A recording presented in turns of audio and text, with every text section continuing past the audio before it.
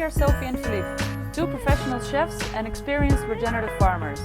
After years of running our own restaurant and organic farm, we are now setting up our latest farm project in Portugal, Philippe's homeland. In today's episode, we'll be processing our basil harvest. We've harvested everything that we've got growing in the tunnel. That is 4 different varieties. Don't be fooled by the 5 bowls here. There's just a double bowl of the same variety up here. And we'll be showing you what we do with this in order to enjoy basil all year round. We'll be showing you some different techniques and at the end of it, a delicious recipe that you can make at home. So let's do that once more. Let's dive right in, I wanted to say. Let's talk about these different varieties and just a few basic facts when it comes to basil. So in this little vase over here, I've got the 4 varieties that we had growing this year. We've got our Thai basil, we've got our purple basil, we've got our lettuce leaf basil, which is actually a classic Italian variety, but then with slightly bigger leaves that resembles lettuce leaves. And then we have our Greek basil, which offends most Portuguese people because here they also have this basil. So Portuguese Greek basil. All of these basils are distinctly different in the way they look and in the way they taste. But what I wanted to share with you first, before we get into those specifics, is how I treat basil when I want to use it fresh after I've harvested. So my best tip to you would be definitely to pop it into a little vase, just to treat it as if it is a beautiful bouquet of fresh flowers. Give them something to drink and enjoy them for a few more days on your kitchen counter. That way you can just pluck as you go. My second tip to you would be to understand that this is a soft herb, meaning that it actually loses its aromatic value very quickly once it's heated up, but also once it's bruised. So when you are cutting your basil, there are 2 sort of very important things to remember. The first one is that if you really don't want to cause any bruising, the best way to treat basil is to break it as such. This is because then the line of breakage will appear naturally along the cell lines and you are not actually breaking up any cells. It will keep very nice and unbruised like this. But if you are going to be cutting it, then there is a French technique that is very old and I did not invent. That is called the chiffon method, and that is basically rolling it up and then with a very sharp knife, and that last part is important, the very sharp knife part, you then, very sharp knife, you then slice it very thinly into hair slices, and the sharper your knife is, the less you will bruise. This method, as opposed to the breaking method, is obviously going to cause more bruising as you are actually cutting through the cell structure here. But with a good sharp knife and a clean cut, you have a fine amount. So here we have our chiffon method and here we have our breaking method. I definitely prefer using the breaking method and just sprinkle it naturally onto anything. But if you want to have a fine sliver, chiffon is great. Another great thing about basil on your kitchen counter is that if you refresh the water every other day, you're actually growing a new plant as the stalks will start to make roots and you then can have a brand new basil plant. So for people that want to keep their basil alive and reproduce, that is a great tip.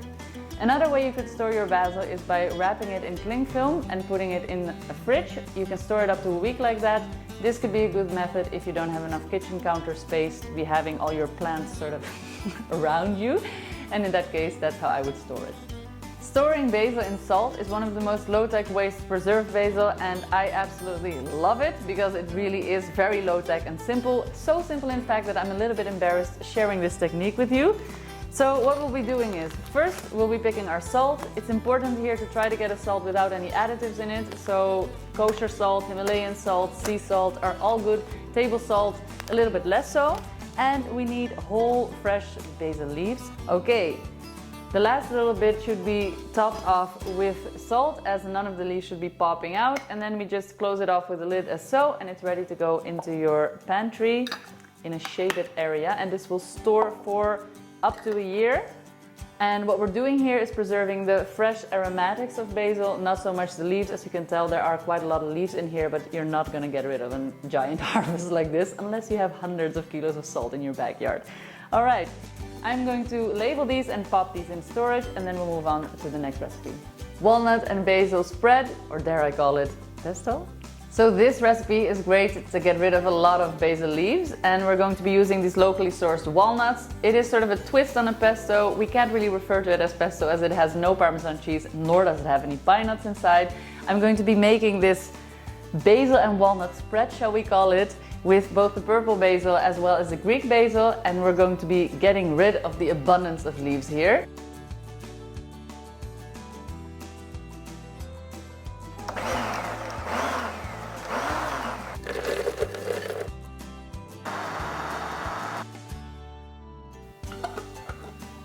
So use a good virgin olive oil for this, because you'll be eating this raw and that's going to just bring out the best flavor.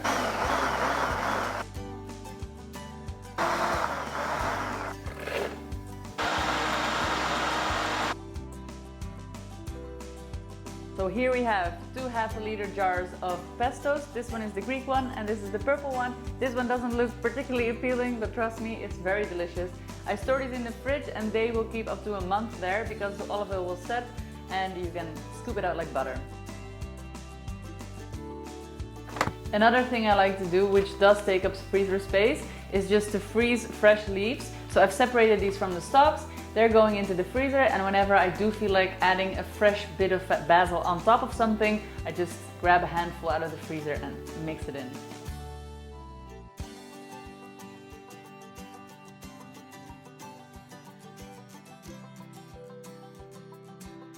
This next recipe is basically a chef's trick to lighten up any dish, and I'm going to show you how to extract the essential oil from basil into another oil, which is going to be olive oil in this case. You can also do this with sunflower oil or rice oil or coconut oil if it's on the right temperature, but you would maybe do that with the basil that is coming from Thailand, as that would be a better match. Olive oil and Thai basil, maybe not a marriage made in heaven. I'm going to be extracting it and then I'm going to be pouring it into these muffin trays, but you could also put it into ice cube trays and then put it into the freezer, and then you'll have one of these every time you want to pop one out for a fancy dinner party and you want to drizzle just a green little delight on any dish.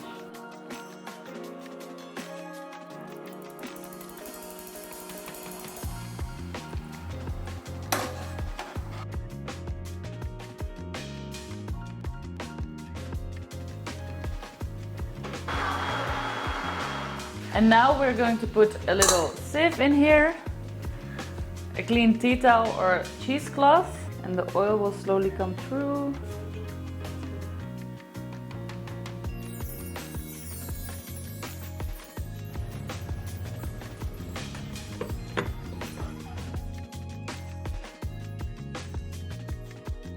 So in order to dehydrate your basil, it really is as simple as follows. You make these bushels. I always take the leaves off the top of the stalk.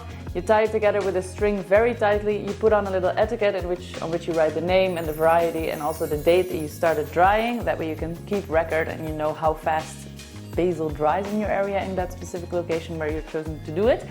I then hang it in a dark and dry area for about 2 weeks. A little bit of ventilation is great. Direct sunlight is your enemy. Then, a few weeks later, you get yourself a beautiful dry bushel as such. A lot of it has already fallen off, but that is exactly the point. It should only fall off when you start handling it, so pop it into a very big plastic bag, hold it on the top, and then just shake it around, sort of crunch it together, and all the dried leaves will fall to the bottom of the bag, which you can then collect into a glass jar. Store it by tightening it with an airtight seal. Boom! You have yourself a jar of dehydrated basil leaves. You can now use them for any kind of tea or in your cooking. There are also some great medicinal uses for basil, mostly anti-inflammatory and helping or aiding your digestion. So there you go, let's pop it in the pantry.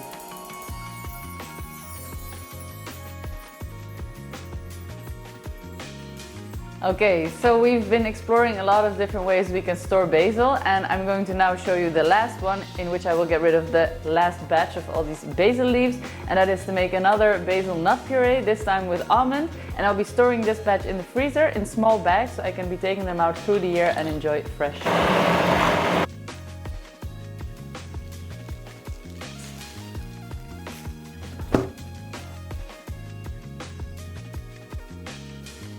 No better way to wrap this video up than to use some of these things that we've just made. So we'll be making a sweet potato gnocchi for lunch, and we'll be using some of that delicious basil walnut paste and a bit of cheese on there, and drizzle of that oil. It's gonna be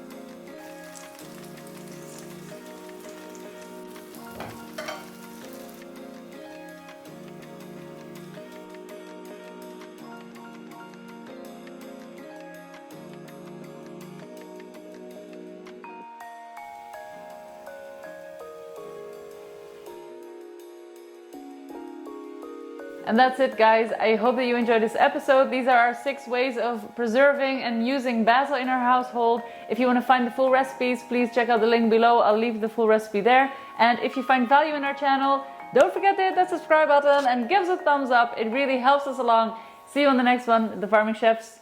Peace out.